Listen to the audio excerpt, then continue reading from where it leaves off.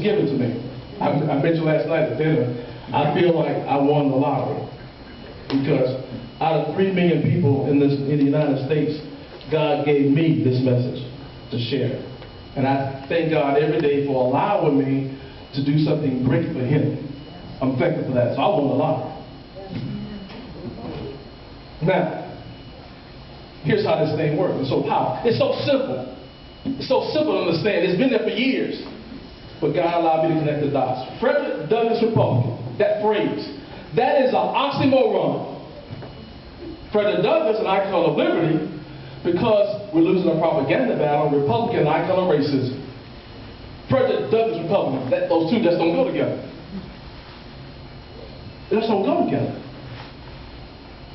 When someone says that they are a Frederick Douglass Republican, what you're saying is that I hold this man in high esteem. Now, of course, I'm not putting him before God. I'm just elevating his legacy because God gave us Douglass. You follow?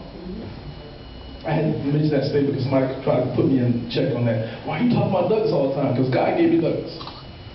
And God gave us Douglass for this time in history to save this country.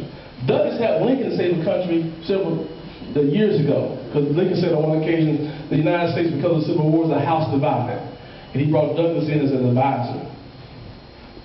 Okay? Frederick Douglass Republican is oxymoron. That's what I call myself politically. Meaning that my values are lockstep with Douglass.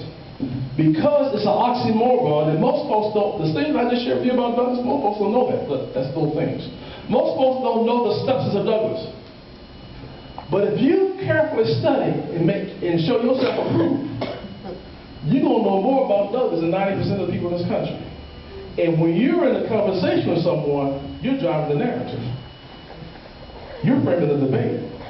You become the person in the conversation, become the inspiration. And the person that's a Frederick Douglass Republican, you can't call them a racist. But you have to carefully study and show yourself approved. You just can't be an empty suitor and say I'm a Frederick Douglass Republican. No, you got to carefully study to show yourself approved. Because the only attack that the left has against this whole methodology, oh, you just using Douglass to get black votes, or you just using the, no. You have to carefully study and show yourself approved. They're going to say that anyway. But you cannot let anybody separate you from your testimony.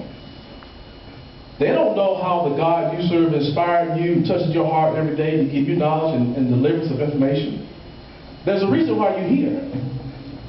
There's something that inspired you to come here. So this is the things I'm going to share with you is going to be life-changing in your mind. Because you're going to know how to talk to your friends, your fellow citizens, and your family members about your conservative values without the fear of them calling you a racist or a sellout. You're going to make Thanksgiving time and family reunion time in your family a little bit different now. You're going to be cutting the turkey.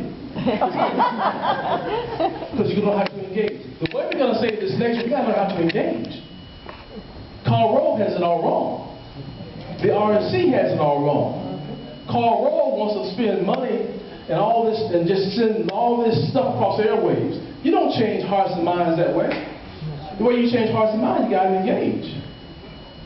And so what has to happen, you got to know within your circle of influence, your friends, your family members, your fellow citizens, you got to know how to talk to them.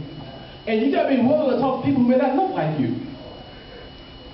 Some of the most conservative folks you ever met in your life are Latinos and Black Americans. How you got to talk to them. You got to know how to do it, what to say, what words you should not use until you define it first. Because their definition of some things may not be what you think it is, or what they are. Why does the word conservative has a negative connotation? What happened? Why does the word conservative and Republican have a negative connotation, and in most cases means racist? What happened? 1956,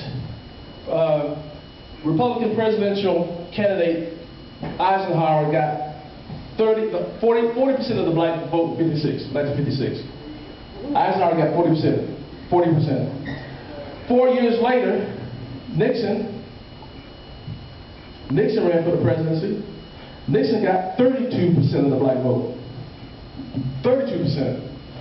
4 years later, Goldwater got 6% of the black vote. What happened between 1960 and 64? Here's what happened. And this is the 600-pound elephant that's in the room that nobody wants to talk about. 1964. 1964. When LBJ signed the Civil Rights Act into law in 64, 18 senators voted against it. 17 were your racist Democrat, okay? And you had one Republican who voted against it. Who was that? Barry Goldwater. Now, Barry Goldwater himself was not a racist. Matter of fact, Goldwater was an integrationist. Goldwater was from Arizona. At the age of 37, I believe, he inherited his family's retail business. Goldwater was one of the first businesses in Arizona that hired black cashiers. And Goldwater went around encouraging other business owners to do likewise.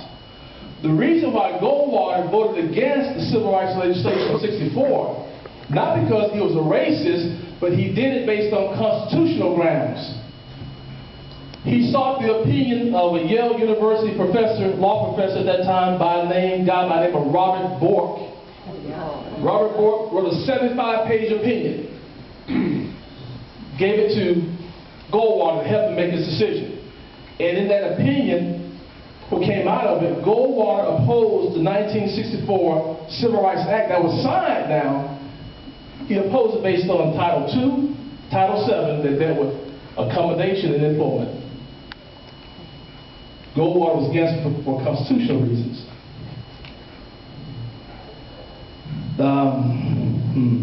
To add insult to injury, we're still in 64. To add insult to injury, the Republican Party had their national convention at the Cow Palace in San Francisco. The Republican National Convention, Cow Palace, San Francisco. Who did the Republican Party nominate as a presidential candidate in 64 running against LBJ? Goldwater. Goldwater's nickname was Mr. Conservative, correct?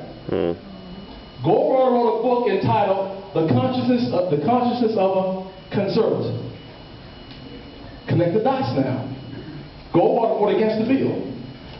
When Goldwater won that nomination in 64, the same day he received the nomination, Dr. King issued a press release. A copy of a digital image of that press release.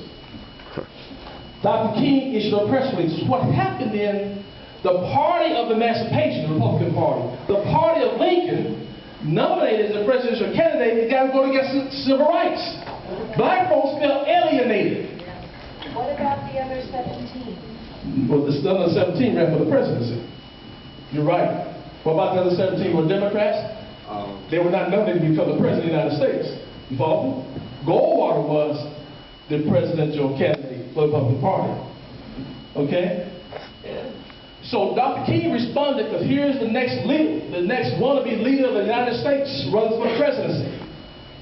Dr. King issued a press release. Let me pull it up right quick. I'm not going to read the entire press release to you, but I'm going to pull out some things that's in it to give you a sense of what was going on and what Dr. King's concern was. Press release, okay? Let me get behind the podium and read this to you.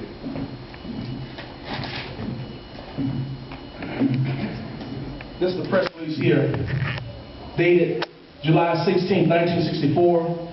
Subject, statement from Dr. Martin Luther King on the Republican nomination of Senator Barry Goldwater. Here's the first sentence. It is both unfortunate and disastrous that the Republican Party has nominated Senator Barry Goldwater as its candidate for the presidency of the United States. Let's go down further. It says, on the urgent issue of civil rights, Senator Goldwater represents a philosophy that is morally indefensible and politically and socially suicidal. While not himself a racist, Mr. Goldwater articulates a philosophy which gives aid and comfort to the racist. His candidacy and philosophy will serve as an umbrella under which extremists of all stripes will stand. In light of these facts, and because of my love for America, I have no alternative but to urge every Negro and every white person of goodwill to vote against Goldwater and to withdraw support from any Republican candidate that does not politically disassociate himself from Senator Barry Goldwater and his philosophy. Here's Dr. King concerned, and I understand it. Dr. King said, look, Barry Goldwater wanted to be so politically correct that he was morally wrong. Goldwater wanted to be so politically correct that he was morally wrong, meaning that states' rights, let them figure it out.